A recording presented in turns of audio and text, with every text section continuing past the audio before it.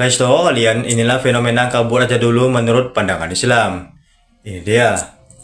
Oke guys, sebelum kalian nonton video ini hingga selesai, ada baiknya kalian subscribe dulu channel ini dan nyalakan tombol loncengnya.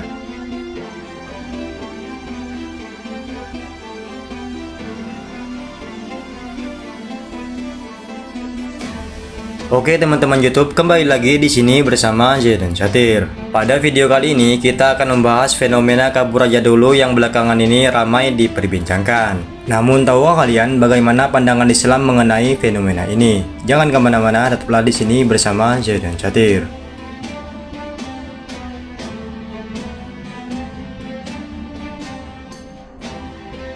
Belakangan ini fenomena kabur aja dulu telah menjadi perbincangan hangat di kalangan generasi muda Indonesia sejak bulan Desember tahun 2024.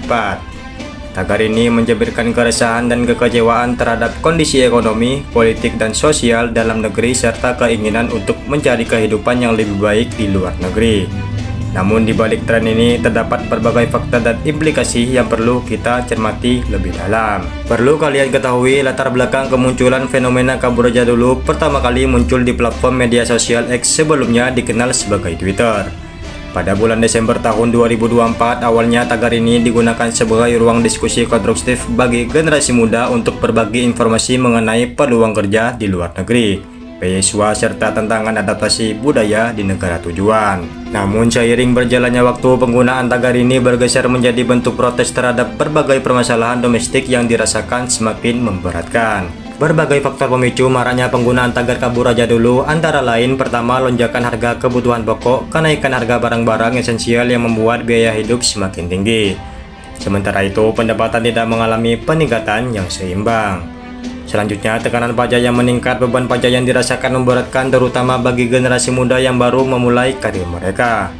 Minimnya lapangan pekerjaan layak, tingkat penganggurannya tinggi, dan kurangnya kesempatan kerja yang sesuai dengan kualifikasi menjadi masalah serius. Selain itu, kasus korupsi di pemerintahan, praktik korupsi yang masih marak menimbulkan ketidakpercayaan terhadap institusi pemerintah.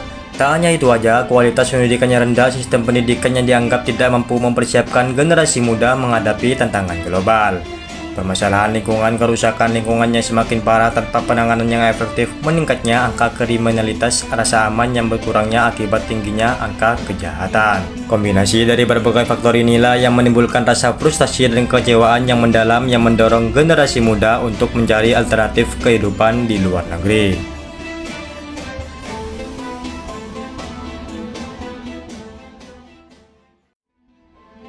Sahabat YouTube dimanapun Anda berada, harus kalian ketahui fenomena kabur aja dulu ini memiliki dua sisi mata uang.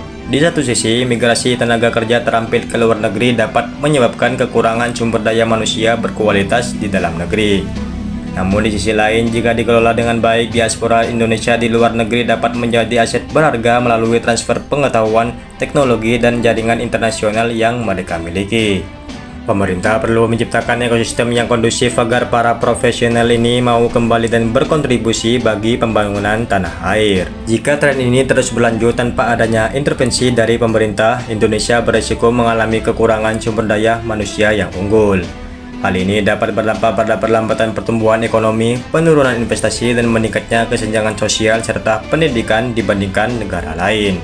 Namun beberapa pengamat berpendapat bahwa fenomena brain drain yang dikelola dengan baik dapat membuka peluang transfer ilmu dan teknologi dari diaspora Indonesia di luar negeri.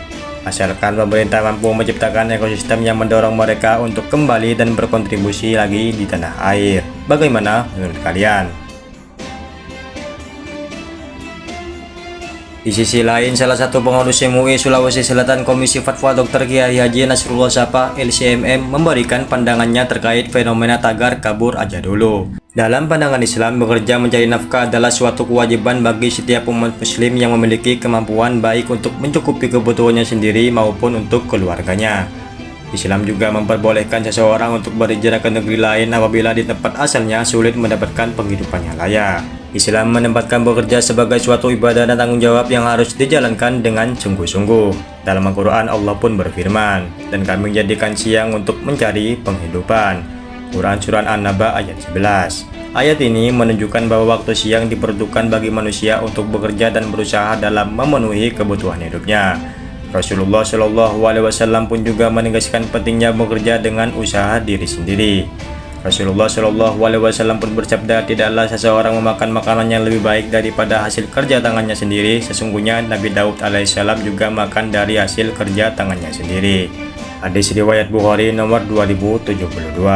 Dalam hadis tersebut dapat dipahami bahwa bekerja dengan tangan sendiri merupakan bentuk ibadah serta cara mendapatkan rezeki yang halal. Oleh sebab itu, seorang muslim tidak boleh bermalas-malasan atau hanya bergantung pada orang lain tanpa berusaha terlebih dahulu. Dalam kondisi di mana seseorang mengalami kesulitan mendapatkan pekerjaan atau rezeki di tempat asalnya, Islam memberikan kebebasan untuk hijrah ke negeri lain untuk guna mencari kehidupan yang lebih baik. Hal ini sesuai dengan firman Allah Ta'ala.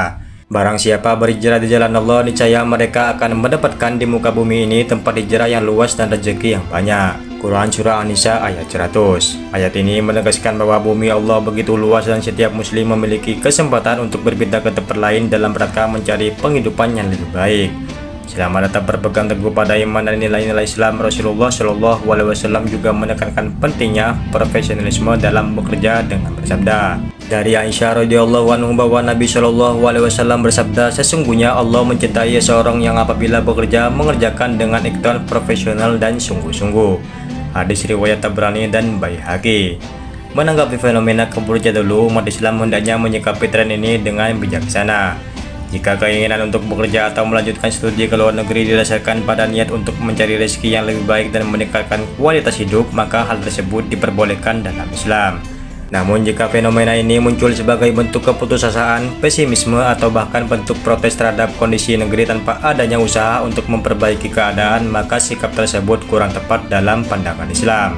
Islam mengajarkan agar umatnya tetap bersabar dan terus berikhtiar dalam menghadapi kesulitan. Jika masih terdapat peluang di dalam negeri, maka lebih baik berjuang dan berkontribusi di tanah air.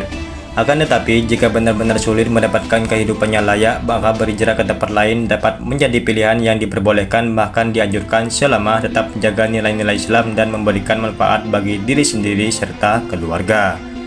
Sebagai kesimpulan, bekerja adalah kewajiban dalam Islam yang tidak hanya menjadi bentuk ibadah, tetapi juga merupakan tanggung jawab kepada diri sendiri dan keluarga. Jika sulit mendapatkan pekerjaan di dalam negeri, maka diperbolehkan untuk mencari rezeki di tempat lain yang lebih menjanjikan kehidupan yang lebih baik. Oleh karena itu, fenomena kabur jadulu hendaknya disikapi dengan bijak, bukan sebagai bentuk keputusasaan, melainkan sebagai motivasi untuk berkembang dan mencari kehidupan yang lebih baik dengan tetap berkontribusi bagi bangsa.